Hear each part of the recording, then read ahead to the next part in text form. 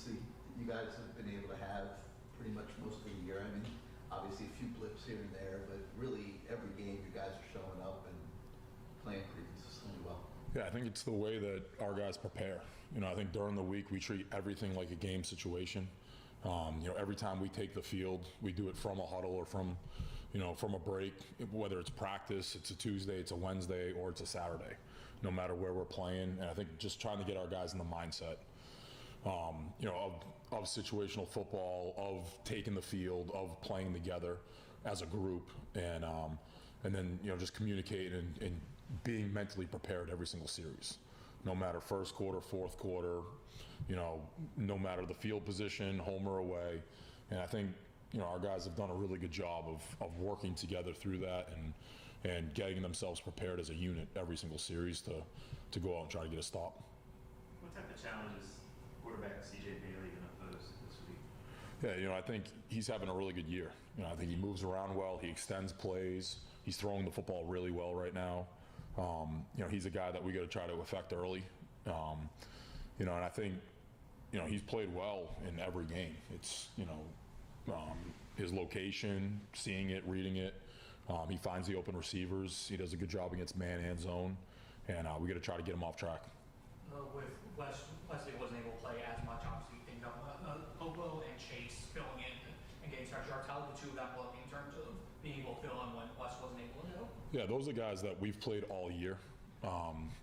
And, I think they've done a really good job starting Notre Dame all the way through. And, I look at those guys, same thing. I look at them all as starters.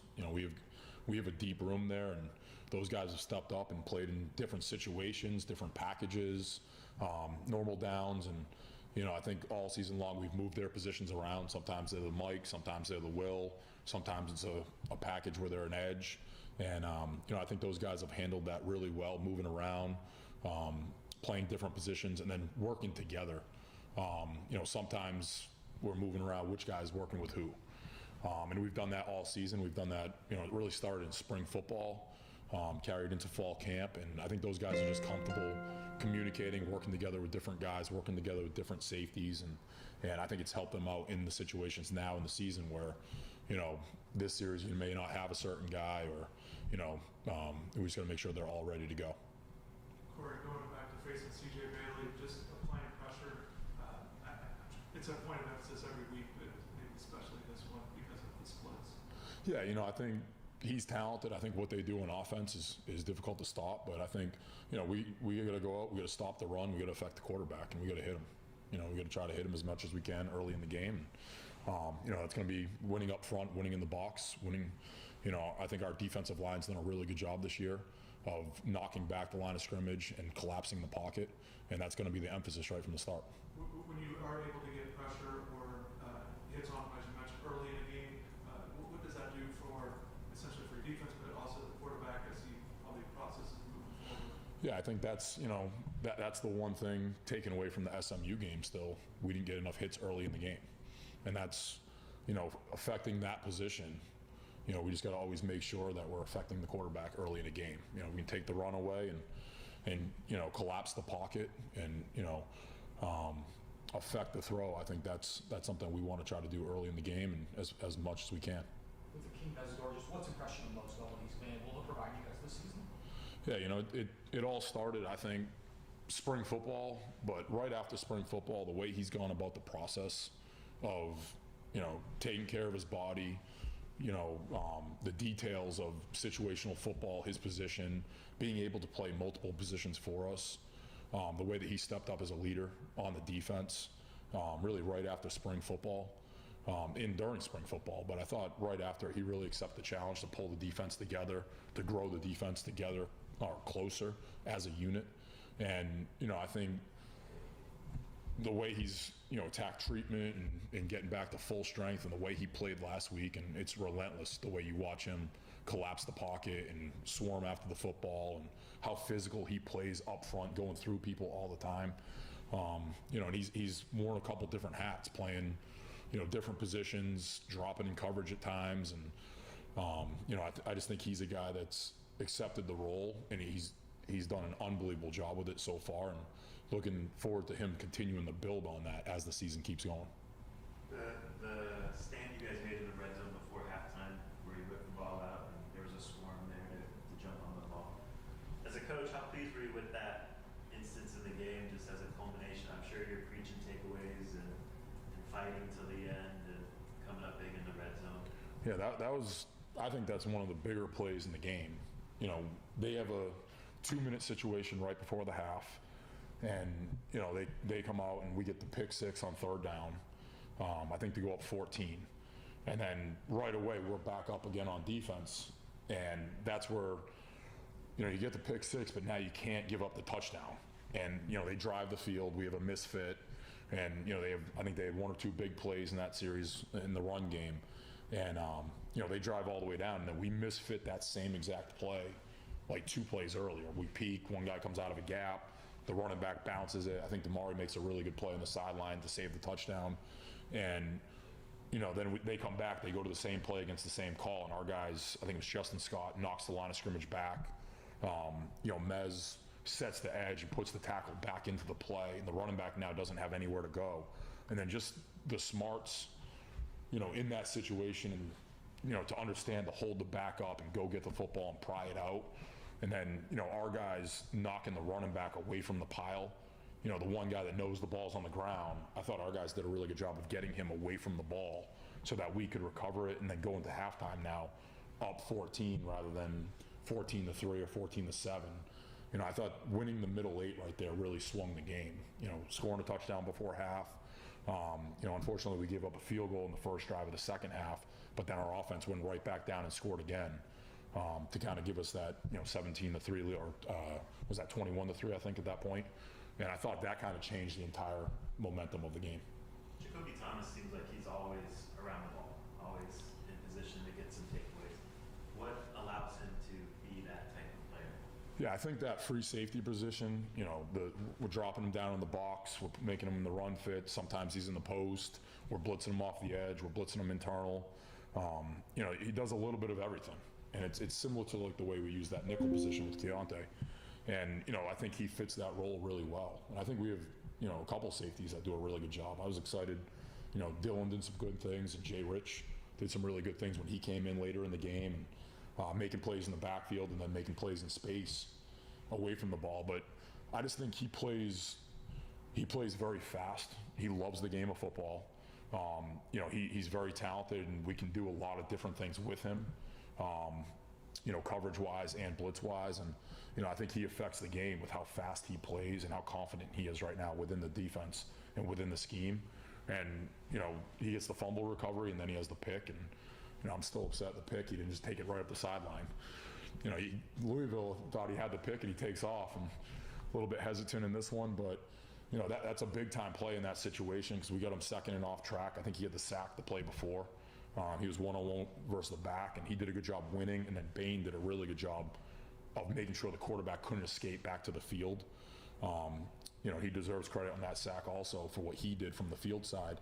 Got him off track, and then he gets the pick, and, you know, I thought that was a big momentum shift and, you know, helped our guys get a short field and go down and score another touchdown. But I think, you know, the more he plays in that role, you know, he didn't have spring football here. So I think he's getting more and more confident every week, and it's showing up on film now. You mentioned Jadis Richard. He's a guy that, you know, coming back from an injury, has some physical traits, has some experience.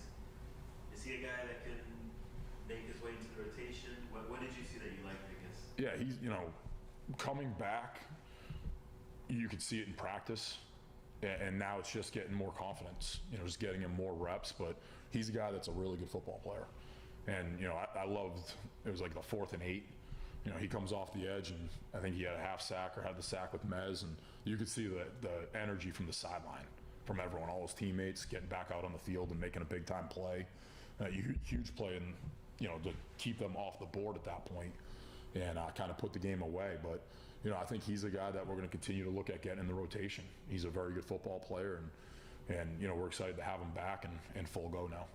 I think you talked about Justin Scott last week, but he's stacked another good performance, and encouraging to see that. Yeah, I think, like, as you keep in, the defensive line's always the hardest.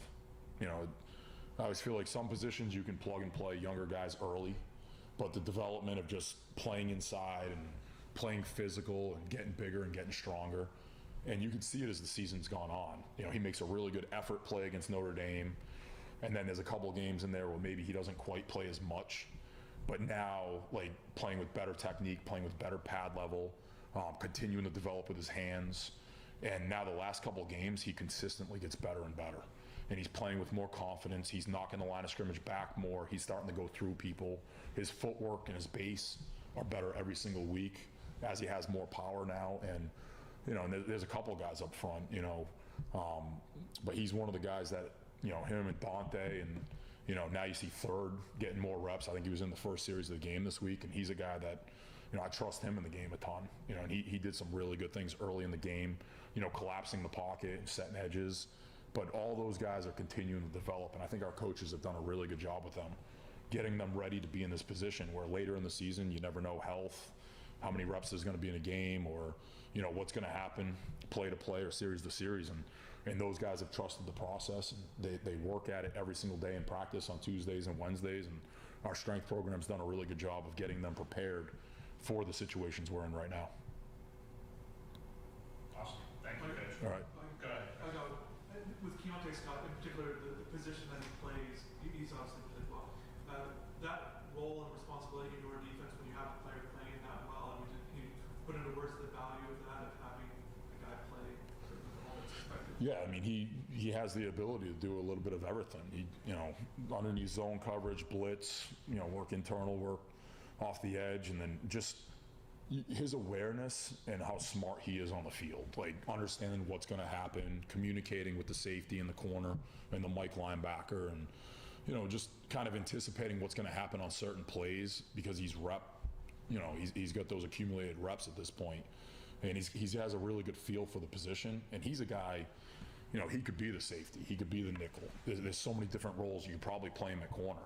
There's so many different roles we could play him in, and, you know, I think he's accepted that role. He's playing faster and faster every week, and you know, I'm excited to see. I think he's going to continue to play even better as the season goes on here.